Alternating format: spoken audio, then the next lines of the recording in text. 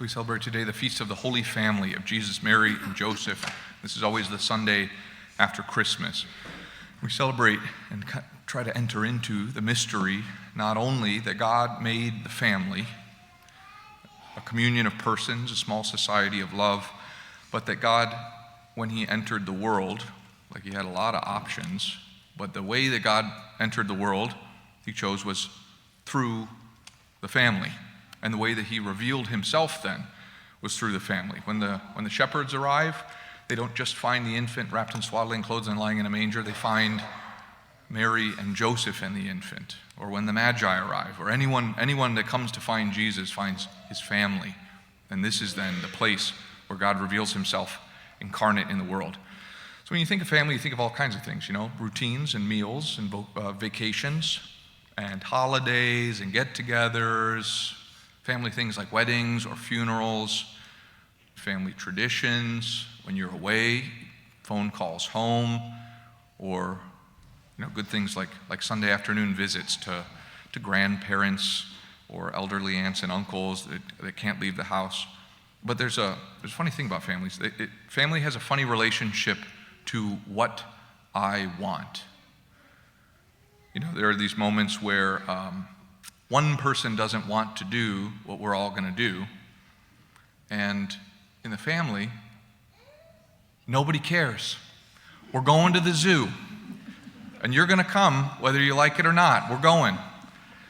There are other times where maybe more than one person doesn't really want to do something, but it's for another, so we figure out and do it, My family went to lots of junior orchestra performances that were they had to be very painful. And they did it for me, or they did it for my siblings, Or if somebody's moving, and we got a lot going on, but they're moving, we're gonna go help them. Or even something like difficult, like when you visit a grandmother who has Alzheimer's or something. So to spend the time to be with this person is difficult, and maybe honestly we say, I don't really want to. It's hard. But we do it because we do it for the other person. Then there are other times actually where in families where nobody actually wants to do a certain thing, and we still all do it. And this time of year actually is pretty good for these examples. Like the travel for Christmas is going to be inconvenient, and you got to brave screaming kids in the car for a long drive, and you're going to a party with all these cousins that you don't even really want to see, and you get there and you spend the time even though the whole time you're just eagerly waiting for when it's time to leave. I think I only recently kind of wised up to this, that there were times where I thought we were doing something that my parents wanted to do, and all of us kids just had to do it. But I think now I realize that my parents didn't want to do it either. I think of decorating the tree for Christmas. This is an annual tradition. Every year we'd go get a tree close to Christmas, and then we'd spend an evening decorating it. And on paper it sounds pretty good. It sounds really good. Everybody gets a little something sweet, and the older kids are helping the younger kids, and it's these magical things, you're putting them on the tree. But it wasn't always like that. There were some years, there's at least one year that I remember, that it was just everybody was so cranky, and we're crying and yelling at each other.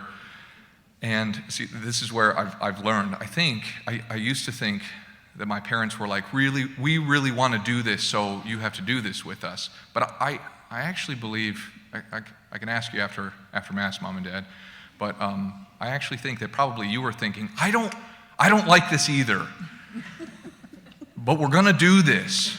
We put the ornaments on the tree together. So this is what I mean by family has a funny relationship to what I want or what we want. There are times where we even do things that nobody wants to do. So why do we do these things, even if nobody is actually excited to do them? Because we always have done these things? That's not a very good answer. Because it's important? Well, nobody seems to be able to say why it's important. Because it's the right thing to do? What do you even mean by that? Here's another example. Why is it, for example, that if you just imagine this scenario, you got somebody who's in a hospital room, maybe after some sort of serious illness or recovery for surgery, But they're there and they feel like trash and they're tired and they don't really, like, if you've ever been to a hospital room, like, you're not at your best. And sometimes you just don't want to be seen that way either. And then somebody comes to visit, and that person is very busy, but they made time because they care about this person in the hospital. Then something strange happens because the person in the hospital bed can say, listen, I'm tired. There's nothing you can do being here. I don't really want you to see me like this. So it would kind of be a relief if you went home. And the person who came is like, yeah, I'm really busy. I wasn't looking forward to spending the afternoon in the hospital. And I do want to go do those things. Both people are kind of like, it would be kind of nice if this person went home and we were both by ourselves. So why is it that it's better, that we know it's better, even though like we can't like calculate it out or analyze it, that it's better if they both suffer through it and the visitor stays? Like, we know that's better. We know actually that we won't regret it, but we might regret going even if it's what we both wanted. Why is this? Or why is it that, have you ever had this like secret dream? When you get together for holidays, especially with your big extended family, why is it that we don't just do something like everybody gets their own pod? Like, yeah, we get together and pool resources for food because I want your mashed potatoes and you brought a pie, so like we can make our plates then, but then we can just split up into different like little isolation chambers. So you can watch the football game and you can watch It's a Wonderful Life, and like we don't have to, wouldn't that be nice? Like secretly, it sounds pretty good. But there's something wrong, like deeply wrong about it. Sometimes we can't even say, like, why not do that? We live in a strange world, and that's not news. It's been strange since the first sin, but it has, I think, gotten maybe more strange in the last 100 years, specifically when it comes to the life of the family. Here's what I'm going to say, okay? And I don't know if you'll understand this. The way to joy and fulfillment is hidden. It's not obvious to our pretty dense minds. The way to joy and fulfillment that is hidden, it's easily lost and forgotten. Okay, for us in our time, I think we often make this error that we confuse deep joy with a high volume of superficial pleasures. Okay, like if you can get enough of these other good things, isn't that the same as deep joy? We confuse those things, and of course they're not at all the same. They can never be equal. The other thing is that somewhere along the line, we started to believe that happiness, or the way to happiness, should not include unhappiness. And that, of course, is not true. So here's just an example that I run into all the time to try to illustrate what I mean by these kind of cryptic words about the way to joy and fulfillment being hidden. I do a lot of marriage prep, do a lot of baptism prep, work often with young couples, new parents, and here's what I found. A lot of people only know why you would ever have children after they have had children. I don't think that's universally true, but I think it's true for a lot of people. They only know why you would ever have children after they have had children. Okay, because before having children, usually there's like two categories. One is people who have no idea what it's like to have children. And so they say, yes, we'd like to have kids. Like they say, wouldn't it be nice to have a puppy? So they just imagine like, oh yeah, we'll go to the store and we'll buy little baby socks. And it'll make such a nice Christmas card, all of us cozy together. We'll get matching PJs. And like they imagine all these good times. It sounds like to have children is like a nice, fun addition to my life. Okay, that's one category. The second one is people who just see children as an inconvenience and a burden. So they say, why would you ever have children? Because if I have kids, then I can't do what I want. I can't have what I want. I can't, whatever, further my career or like reach this goal or whatever. So like, why would you have children if they just cost you so much in time and energy and money? Before having children, like I said, a lot of people fall into one of those two categories. But after having children, the heart awakens to something that was not seen and couldn't be guessed. And I often hear the same thing from new parents. And it isn't parents that have reached this place of like stability, like we sort of figured it out now. It's usually like new parents in like the rugged, hard times. They say that I am happier in the hardest times as a parent than the best times I ever had before children. The worst times as a parent are better than the best times without children. So, like, what is the measurement here? There's got to be at least two things we're talking about. One is like I said, like those superficial pleasures, like the many good things of life. Even like very important good things like sleep.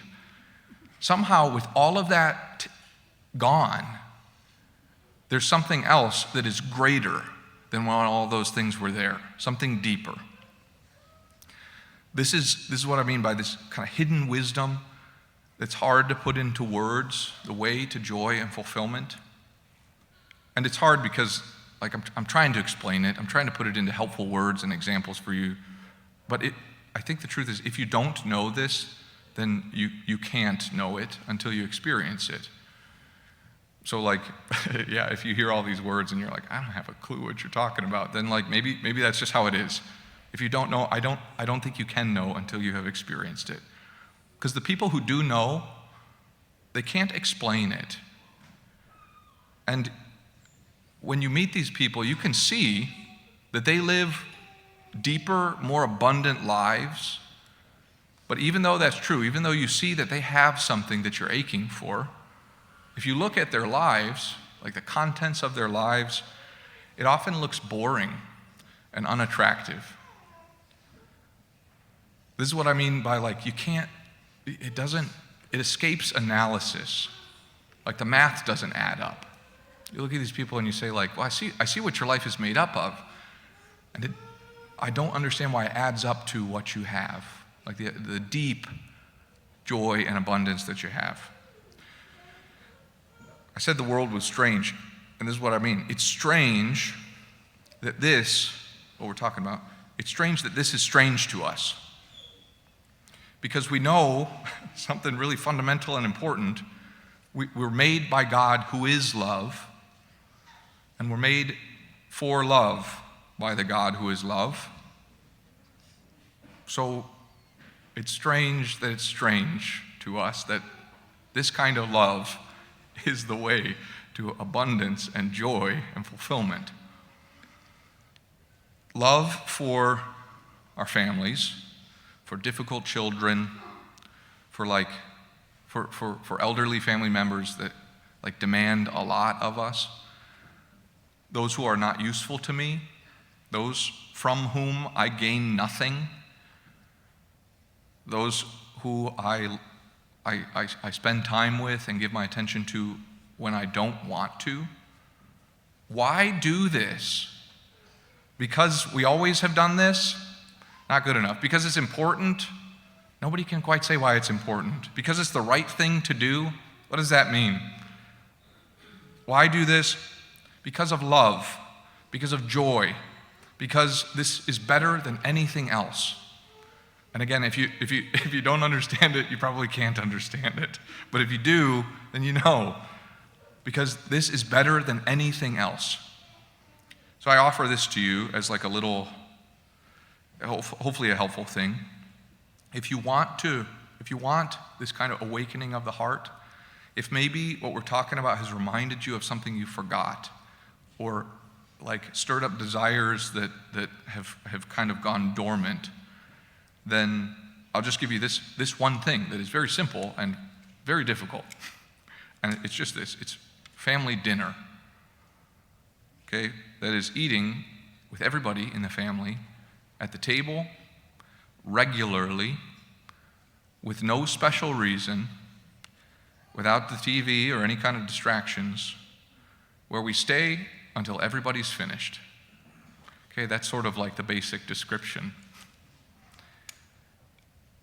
Family dinner is an outpouring of love. Okay, it isn't about, it includes nourishment because we have to eat to stay alive.